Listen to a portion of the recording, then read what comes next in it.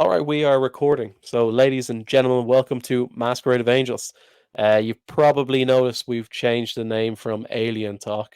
So, this is what we're going to be doing from now on. When me and Ted first started doing the podcast like 2 years ago, we just picked Alien Talk. It was the only thing that came to mind. The two of us were never really comfortable with it, so we've decided just to go with Masquerade of Angels from here on out. And we're also joined with Jennifer. She's going to be our co-host from now on. She's ever since we did the interview with Heidi Hollis, it's been a very mixed bag we've gotten from people. Some people thought we went too far. Some people thought we didn't go far enough. So Jennifer is here and she's got to balance us out, okay? So we're going to be getting different perspectives on the UFO phenomenon. And she is very knowledgeable. She knows a lot, much more than me anyway. And a lot into metaphysics, New Age. She believes elementals, gnomes, dogman. Okay, so it should all be very interesting with her. We should be getting very good different perspectives from her as well. Uh, so today, okay, um, we Ted had an experience a couple of days ago involving an entity that he described as a stick man. Okay, and to me, it kind of sounded a little comical. But Ted, what should we do first? Will I read this the Native American story first, or do you want to tell your experience first? Mm, Let me tell mine first. All right, go for it then. Okay. Uh, okay. As you just said, this happened to me a few days ago. I was asleep in bed. It was approximately 3:30. I'm going to say more or less during the night. I was sound asleep. And as I had learned from many experiences over the years, when something was coming in, something within me senses it, and I usually kind of jump up because I never know what's coming and what to expect. And so I raised up and started looking around, and across my room, there where I have a big windows, and I have a bookshelf like sitting in front of these windows with plants sitting on them.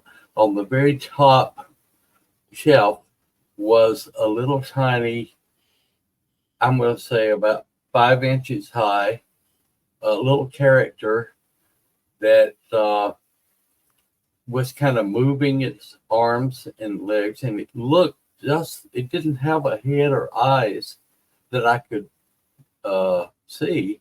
It just looked like two sticks. When it was still and not moving, it looked like a cross. Uh, so immediately I had doubts of what I was seeing, and I was conscious enough that I thought, you know, I'm half asleep. What am I seeing? And so I said out loud, "Who are you? What do you want?" Because I've had a lot of strange encounters over the years, and I never know quite what to expect. But I'd never seen anything like this before in my life, and I didn't know what to make of it. And so it kept walking a few inches in each direction, trying to come back, and it didn't respond to me instantly. So I got up and I reached over and I turned on the little night light beside my bed. And in order to do that, I turned away uh, for a few seconds from what I was viewing from this character. And then when I turned back around, it was no longer on the top shelf. It was standing on the floor, and it was as tall as I was. And I kind of jumped up then and got my feet on the floor, and because I felt a little bit of apprehension, but I wasn't like terrified. Uh, but I said again, I said, "Who are you? What do you want?" I said, "Why are you here?" And it began to speak to me telepathically, and it said, "You know why I'm here." And nothing came to mind. No, I don't know why you're here. And in sort of an argumentative fashion, it said, "Yes, you do. You know exactly why I'm here." And then it came into my head that just the day before, I had done something that I wasn't very pleased with myself about. I won't go into detail because it's personal, but I had felt a little bit guilty about it. But we're all human, and we do things sometimes spontaneously without forethought. And so anyway, after my little miniature crime, so to speak, I did feel a little bit guilty. Uh, so here, this character looking thing standing there is now as tall as I was, is talking to me in my head, made me aware of this. I suddenly was fully aware that that's why it was there, and it acknowledged that's exactly why I'm here.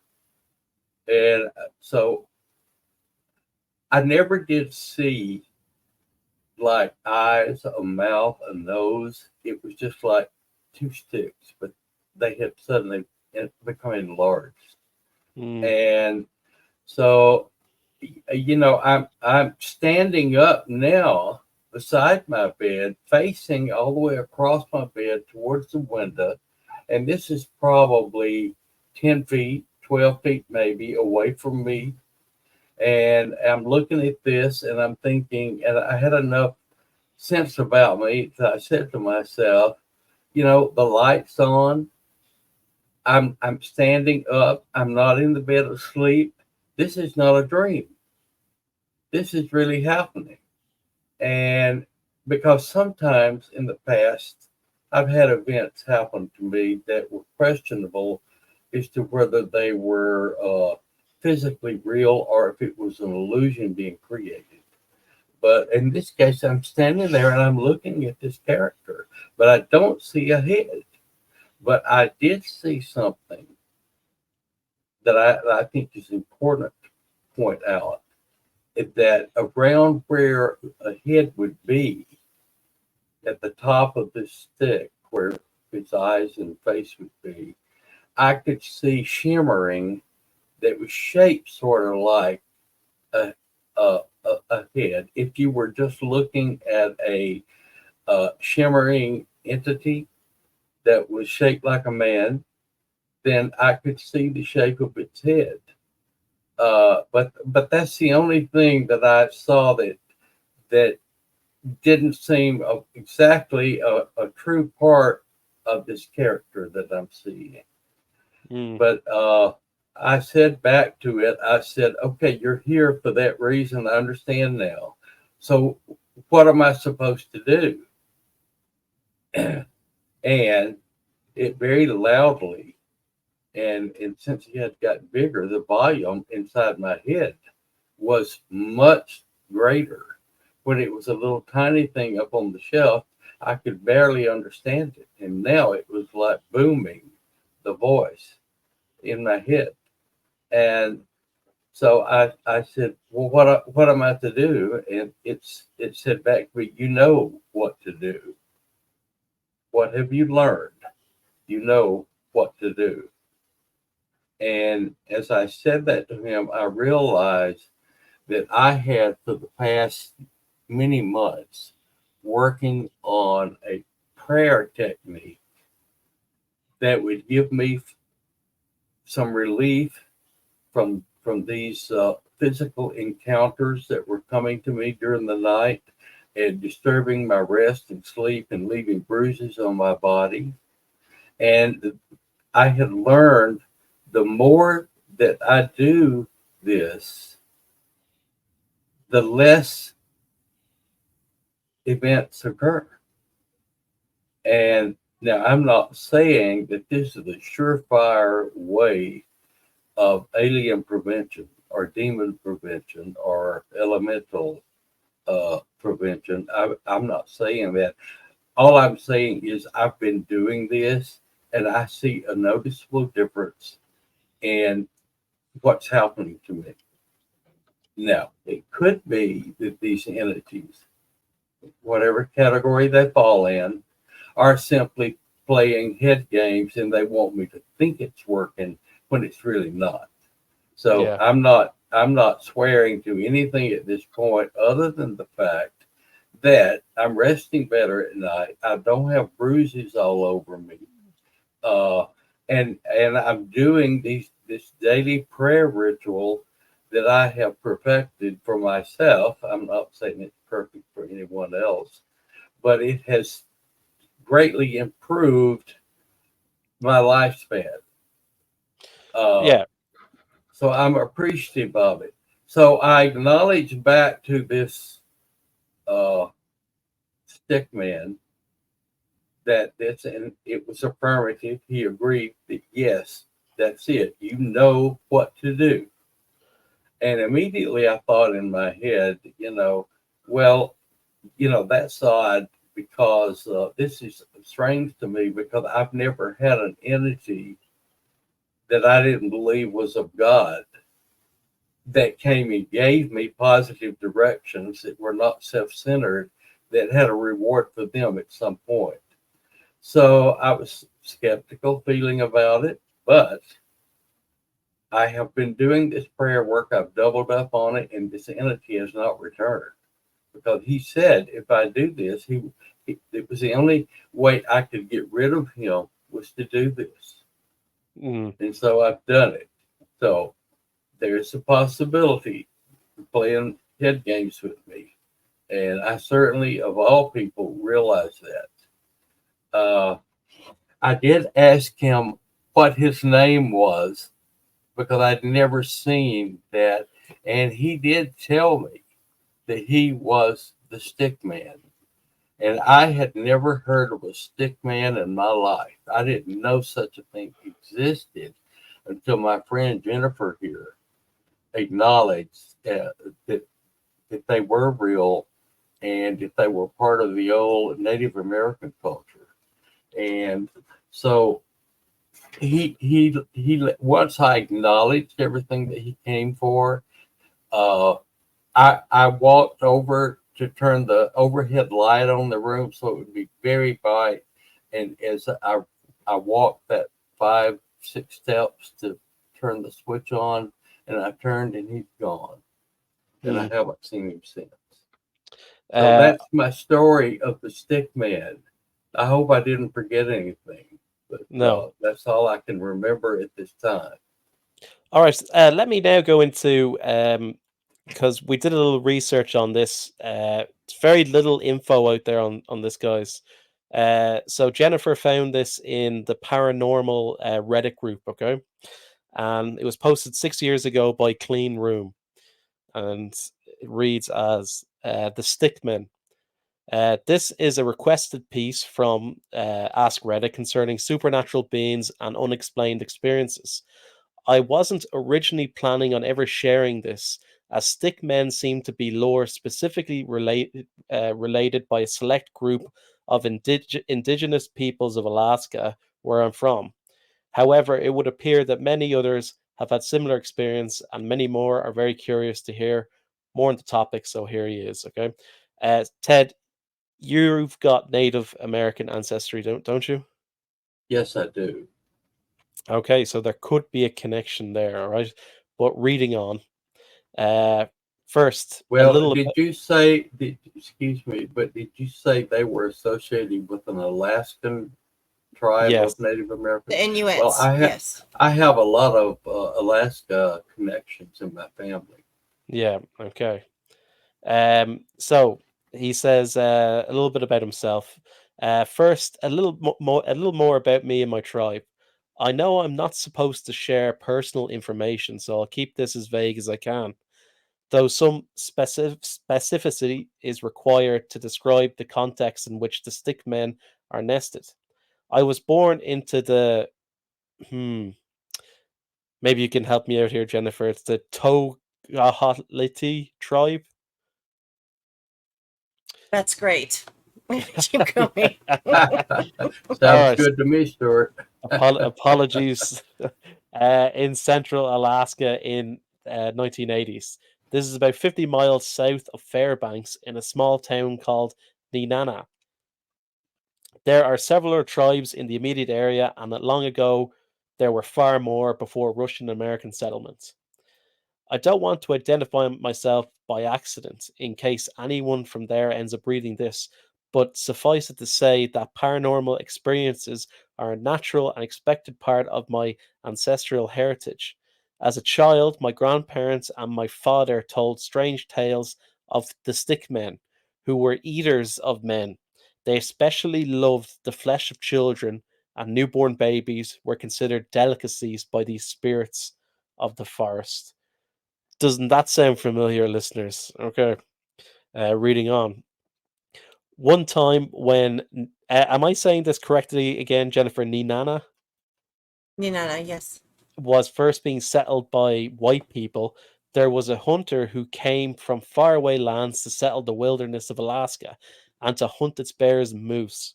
He took a small party of hunters and native guides into the forest, deep into the countryside to the marshes where moose and bear frequented far down the Tinana. They went shooting every animal they saw: squirrel, moose, wolf, porcupine. The natives were silent and led the men on, afraid to question their violent, wasteful ways. Okay, I'll leave comments till the end. Okay. Until late one evening, the hunter called his party to set up camp and rest. They chose a quiet spot in a field where they could see all around them in case wolves decided to try and sneak up. And they rolled out their blankets after dinner and went to sleep, leaving some to take turns watching for animals. The hunter had fallen asleep quickly, content on his bed of furs and blankets. He had dreams of sunny days, perfect, perfect for hunting the famed grizzly. He was awoken by the sound of cracking sticks. He found this odd, as they were in a field, but perhaps it was men rekindling a fire. Still, he peeked out of his tent flap to check the encampment. Horror of horrors! There were pools of blood on the ground, but no corpses. He watched as a man, bundled tightly in his blanket, was lifted up by what appeared to be many small, moving sticks, carried off towards the edge of the camp. The man woke up from the gentle rocking of his convoy and screamed, alerting the remaining hunters in the camp, who jumped up and reached for their guns. They were quick to draw, but were confused by what to fire at, as mostly they just saw sticks on the ground moving in ways that were impossible. They decided to run because there was nothing clear to shoot. But as they ran together, they were chased by giant animals that appeared suddenly from the tall grass. The hunters waited until the men were uh, being chased by all the animals, then jumped from his tent, and without looking back when he heard the screams, ran as fast as he could, as long as he could. A week later, he showed up in Ninana, crazed, exhausted, and on the edge of death. He related his story and then perished, for he would constantly wake up screaming if he tried to sleep and thus could not rest. So he died from exhaustion. Right. Uh, a version of a story is common in my family, though some details change with storytelling. My father was seen the stick man on a hunting trip, and like this hunter, he had been crazed and terrorized by the memory ever since. Okay, nearly finished, guys. It is said that though the stickmen go by different names and come to people in different shapes, that there is some regularity to their appearances. They generally come as either sticks, which blend in with trees or on the ground until you come upon them, or they can visit as an animal. This animal is usually described as either a large deer or a small moose, which can move incredibly quickly, for how awkwardly it seems to be hunched on its legs. They appear as pale or white animals, and though they usually do this to intimidate men and women, They are hungry beings who feast on the unwary.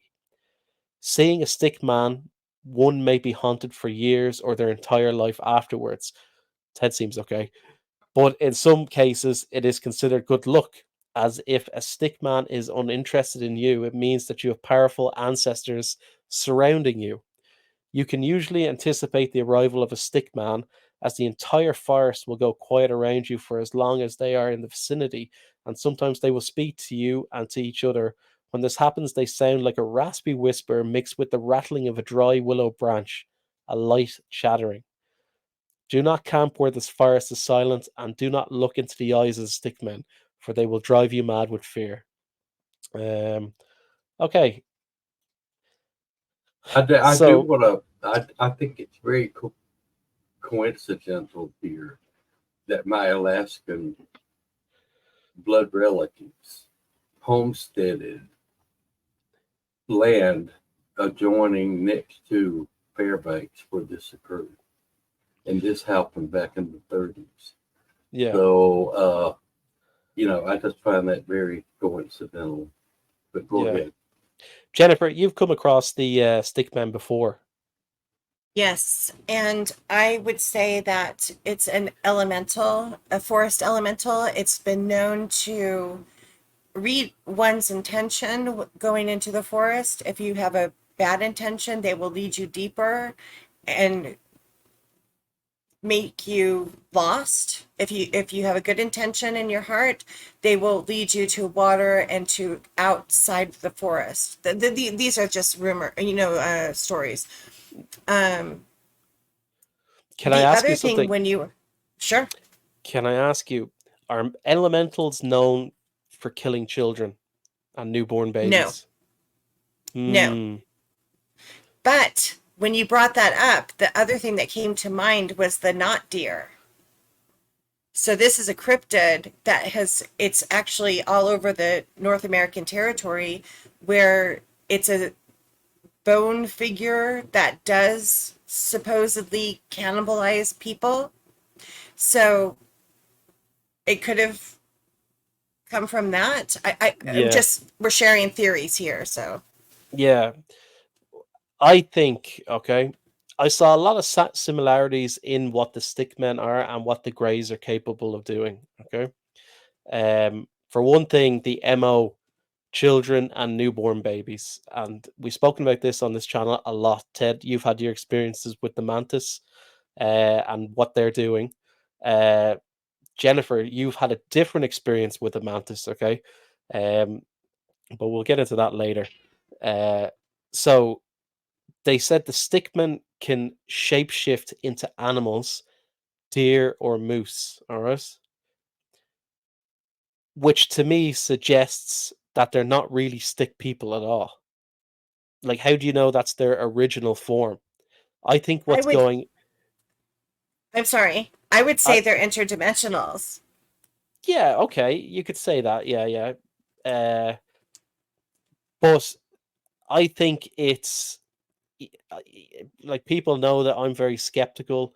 I think it's an identity for this alien race, and that they're using these kind of superstitions to prey on people. Like at the beginning of this podcast, I said to Ted, the story of a 5-inch stick man appearing on your windowsill is comical. Okay, but they're I using have, his. I Yeah, have a go picture. Yes, show I us. have a picture right now. Okay, keep talking and I'll find it. Um, yeah, it's comical, but they're using the Native American or your Native American ancestry to uh hmm, for what purpose I can't actually say. I don't know why they used it, but it's my own personal belief is that it's just the Greys, and they're really just messing with you, Ted. Yeah, Absolutely see that theory from you because they do, um, the Greys do mimic. And if it's a Native American lore, I can see where they would just walk into that modality or the ideology, just like they did in Babylonian times. as a succubus, incubus, just like they did as a demon. They just what the fairy, the gnome. They can, and now we just call them aliens. But I think it's the same creature all the way through the ages. That's my Yeah, opinion, anyway. yeah, Yeah, I concur with that.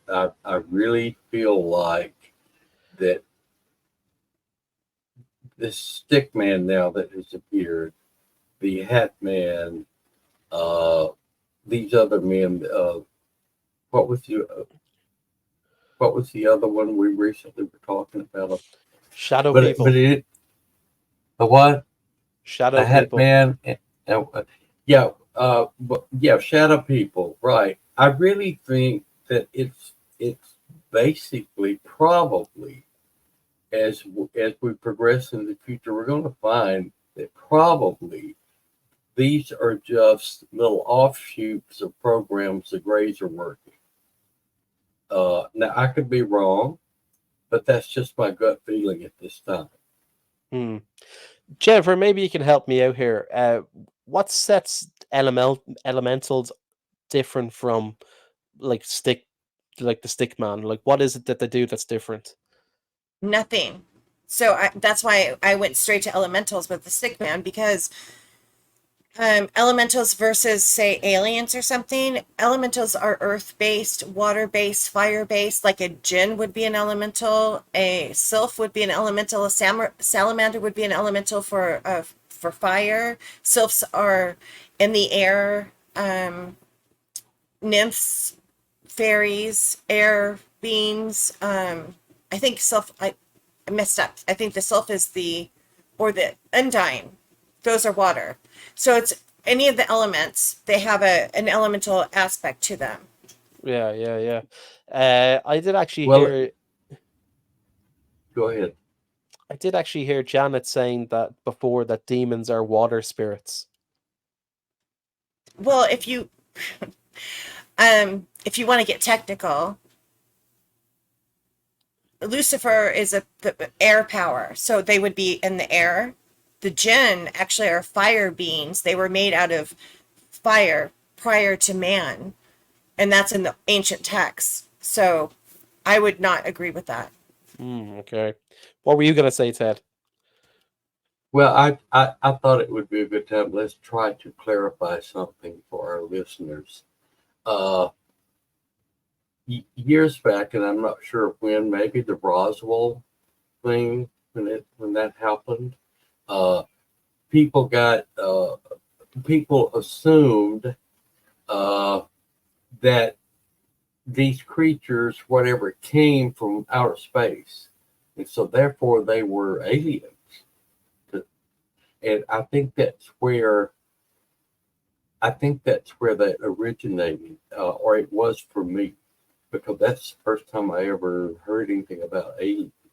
But then, as I progressed in studying my own events that have occurred to me, and seeing grays, seeing reptiles, uh, it, it, I have come to the conclusion they are uh, demons, uh, they are elementals. I looked up elemental, and it said it was sort of a superpower demon. Uh, so I just want to clarify that when we say alien, we're not necessarily talking about something that has come from some other planet. It may originated and began right here by some superpower that created it at some point and became what is known as a fallen angel. So all these concepts interplay, and if you start connecting all the dots, you can begin to see how they all have connected over the years. So anyway, that's all I wanted to say on that. Yeah, Ted, this is your I'm first. looking. Sorry, I was looking. I'm gonna have to send it. We can insert it later. I Yeah. just I can't find it right All now. right, I'll answer it later. Ted, this is your first experience with the stick man, okay? Why? Like, there has to be a reason of why they chose that image now.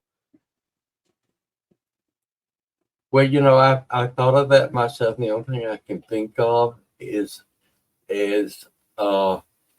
I was saying to myself recently that we have covered so many different aspects of this phenomenon since we started these podcasts that I'm running out of things to talk about.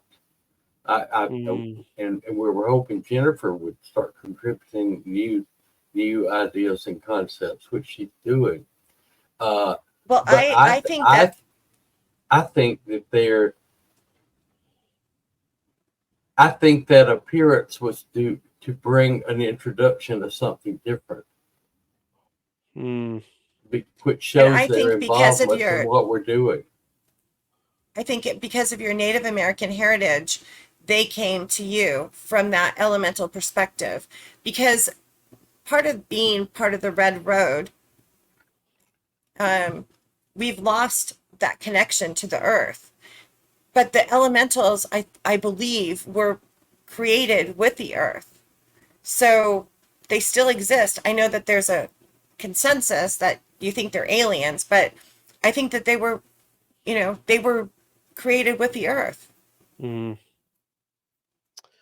Now you also But notice but that. people, but Jennifer, people that are just beginning to research and read and anything to do with this type of phenomena, the first thing they do is they associate any of this almost. It's in two categories I found when I talk to people. Uh, One, it's aliens. Second, it's ghosts. And most of the people I talk to who are just beginning to study this phenomena, that's where they are. Yeah. They don't have any association with demons, elementals. You say those words and they don't really grasp it. They don't see, well, how does that fit in this? We'll get into in multiple conversations the differences between a deceased spirit and a ghost, and a demon and a jinn and these things. But yes, I understand 100%. People go into it with categories. They think it's an alien or ghost. I get that. I'm Uh, losing you. yeah, we had a bad connection there for a second. Just give it a minute or two. I think it'll sort itself out. The I just want to bring up the shimmering effect that you were talking about, Jennifer. Uh, let me tell you a story about Jennifer, listeners. All right, so we were talking over SteamYard once, and Jennifer's psychic, and she asked me to look up something on Facebook, and I said, "Hang on, I just have to put in my password." And then as she was talking, she said a phrase, and I said, "Wait, wait, wait, wait, wait. Why did you say that?" And she said, "I don't know. It just popped into my head." And I said, "That's my password for Facebook that I was putting in at that exact moment." Uh, but Jennifer, you've seen what you describe as a mirage kind of effect in your living room, which you think might be a portal. And in Ted's description of the stick man, Ted, you also saw a mirage. Is that correct? Yes, you might describe that as such. But behind it, is it possible that the Greys had opened a portal and were projecting through this image of a stick man? Absolutely. Absolutely. Yeah. I've seen two different portals in my living situation. One is a blue light that comes straight down, and the other is it looks like asphalt shimmering in the heat. You see that rise that you were describing, and things walk through or out of that. And what you described, Ted, was it looked to me, or it seemed to me like a portal was open that they were using, or it was using to come in. Whether it was an alien or a stickman using the portal, it had to come from somewhere. So I'm assuming it had a portal open to enter your space. Oh, of course. Yeah, that would make sense. Yeah. Even like, can I just ask you, Jennifer? Do you think that the stickmen might very well be these elementals living out there? I do. Okay, that had Absolutely. so not necessarily that it's grey deception, but the possibility is there. Yes. Is that where you come Yes. from? And So I'm not going to say, for sure either way. I mean, I hear the theory and it's plausible, but my gut instinct is it is kind of like let's, for lack of a better term, the Bigfoot. They can go from one area to another, or cloak, or that kind of thing. It's the same thing with opening and closing a portal. yeah, the Bigfoot angle is interesting because this is one creature that I actually think isn't an illusion. I think it's definitely a very physical, solid being. Ted, you've reported seeing them on board ships. People report seeing them inside forests. Uh, and it's like, why am I willing to accept that Bigfoot is a physical being, but not Stickman?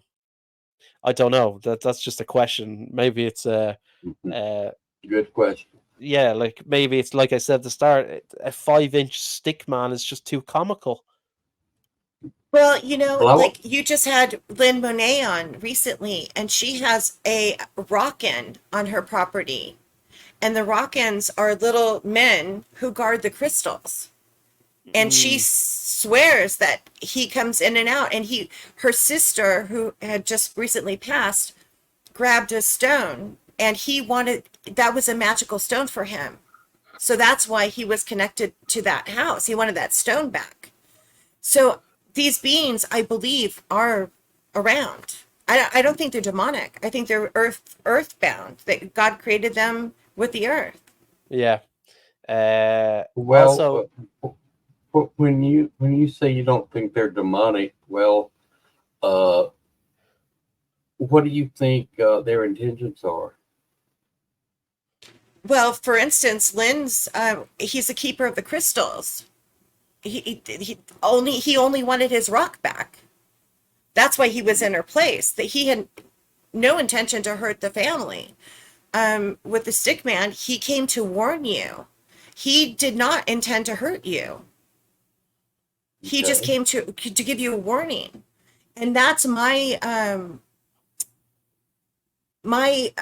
experience with these beings is they've never been harmful, they've never threatened, they've never turned around myself or anybody that I know. have you They've never physically been seen malicious. have you physically seen a stick man, Jennifer? I have not seen the stick man, but I have seen the little people. The little people. Yeah. I think Ted described them once ages ago on a podcast. That they have a little hat. Yes, he had a little hat, it was funny because I heard Lynn talk about him. I'm like, that's what I saw in Kathy's backyard. It was swinging in a tree, Yeah. and yeah. And I Well, know let psychic. it me sounds throw crazy. let me throw this out right quick. Okay, the stick man comes. He's an elemental, we'll say. Okay. Recently, I had rays in my bedroom at night. I've had reptilians. I've had shadow people. I've had half men. Hmm. Uh, I pray a lot to God, to Jesus. Okay. Can we assume from all of this that they are on some level all working together? I would say no. We cannot assume anything, and I'll tell you why. Because Well, I think once a portal is open, are we okay? we're good. We're good. Sorry. Go ahead. Once a portal is open, um, we have no uh, we can't say only the good things can come through, only the negatives can stay back. The portal's open, so anything can come through. That's one of the biggest issues with Ouija boards and opening these things, because anything can walk through. They don't all, none of them are, I mean, some of them are negative, but all of them are not negative. This is my opinion. So I would not lump them all into one big heap that they're negative, because the portal's open, and you can have the deceased, you can have elementals, you can have aliens, you can have reptilians, you can have whatever come through that portal, because it's a doorway. Mm-hmm. Well, I wonder why one then doesn't warn about the others. I would say they don't work together. They're not having a council meeting saying, you warn him about this, and we're gonna. They don't. They don't talk to each other. Interesting. Okay. We're going to get some good, interesting discussions, I think, from podcasts. This is why we brought you on, Jennifer. And I know you're holding back, folks. She is holding back so much, but she'll get more comfortable eventually, and we'll get it all. Okay. Well, Jennifer and I have decided that it's okay if we butt heads occasionally. We still love each other. Absolutely. Absolutely. All right. So I do want to mention something before we close. Yeah. Ted had a really good thought, and he shared with us about him making that prayer to surround himself with protection before he goes to bed.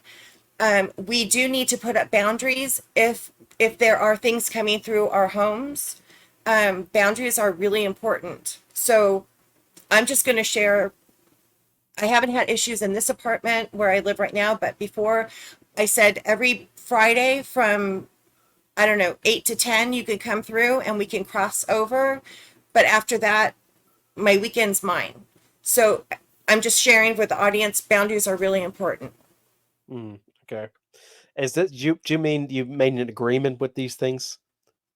I made an agreement to the universe and to myself that was my time. I would help between those hours, because I think between the three of us, how I let things cross into my field and I help everybody, right? It can get overwhelming. So I had to put up a time limit.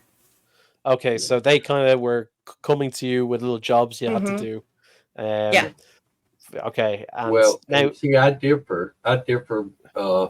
In all due respect, for the simple reason I don't have enough information about the stick man. In the events that have happened to me over years, they're kind of like Greeks bearing gifts. They come forward with things. If you read in my story, Masquerade of Angels, I was treated with all kinds of good things, and it led me.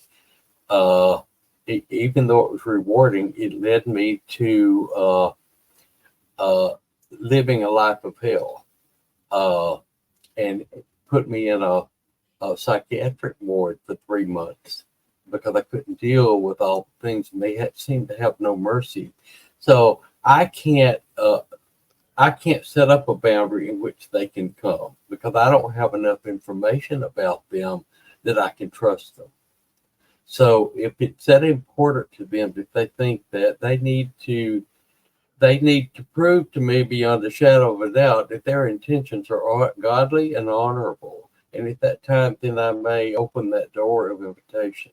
That's well, we had this conversation, Ted, and I said, did you ask them their name, what they wanted, why they were there, where they came from? I mean, I ask tons of questions. That's just, if something shows up in my field, that's me. Yeah, but I've learned you can't trust them. They'll lie to you. You can't trust what they tell you. But if you can't trust what they tell you, at least get a basis for what they're telling you, and then maybe the next time, if they're lying, you can put them together. That's just to confront them, right? With their lies. Jennifer, okay. They give you good points. Thank you. They give you what kind of jobs do they give you to do? Do you have any examples? Jobs? well, tasks, I'll say. Well, for instance, how I found you two. They put you in my field and said, contact Ted and contact Stuart. They put Lynn Monet in my field and said, talk to her, she needs help. They put Heidi Hollis in my field and said the same thing. So if that's kind of the job you're referring to, Maybe an injured animal came to you. Uh, things like that, things of that nature, where you've had to go out and help someone. that happens often. People call me and they lose an animal or bring me a cat or a dog and say what's wrong, but they don't tell me that. It's just, but see, that's the thing too. I mean, when I talked to Ted about it, where is it coming from? I think because of my experience with them, my psychic abilities have just gone over the top. So is it them? I don't, is it me? I don't even question where it comes from anymore. Yeah. Well, Just that I know. Yeah, my experience is when I get good information, positive, help people, that it's coming from a source that doesn't want to show itself. It's not trying to get recognition. Exactly. Right. So like people will show up to me and like for instance, we bought a home from a Victorian home and the man that we bought it from, I just got this picture that he needed his heart checked like tomorrow. And he had 4 blockages and went into surgery. And another thing, this is another funny story about him, is he came over to pick up something and I said, you know, your grandfather really wants you to learn about your heritage. And he's a redhead, white, freckled man. And I said, your grandfather is African American. It was the deepest, darkest secret in their family. And he did not believe me. But he went to his mother, and his mother confirmed that it was the grandfather that, yeah. So that was kind of weird. Yeah, yeah, yeah. He Just thought I going was back, he thought I was nuts. yeah, just going back to when you said to him, "You need to get your heart checked." What did he say to you? He thought I was nuts. Yeah, but how But did you convince him? I didn't. He had a partner, and he told his partner, and he said, "Just go, just see what the doctor says, because you've been having XYZ issue. So just have." So he went. He had an electrocardiogram, I think it is, and they saw Yep. issues, and then he went in and had a stent put in. So now he owes you his life. That's essentially what it is. You saved his life. I hope he He sends you flowers every year. actually he's the mayor of the town, so no, he he doesn't send me flowers. He did ask Yeah, me to but come you over to their did. house That was a good and thing. That was such yeah. a good Well, thing. You know, you but I used. mean, Ted, we've talked about this. You know, we only read pretty much when we see something really pertinent, you know? Otherwise, it's just sex and money. So, Well, see, I got you to laugh. well, I can laugh. That was half-hearted. All right, Yeah. guys. Are we done? Have we covered everything before we go? I Well, think so. I want to remind all the listeners that if there are ads that show up, we'd appreciate if you'd listen to the ads. It gives us a few pennies to buy supplies, etc. with. I also want to remind everybody, and those of you that have listened to podcasts, I frequently will bring up protecting Mother Earth. Let's keep her clean. Let's pick up the trash. Let's don't be using our yards or the highways as free dumpsters. Uh, if you see an animal in distress, for God's sake, stop and help it. Why in the world would you just say, "Oh, that's a dog," and keep driving? Or if a squirrel runs across the road in front of you, why not slow down and try to avoid it? Not try to hit it and say that's fun. And we have people like that in this world, and that really bothers me about humanity and where we're going. And we listeners can make a change. We start at home. Thank you. All right. Till the next time, listeners.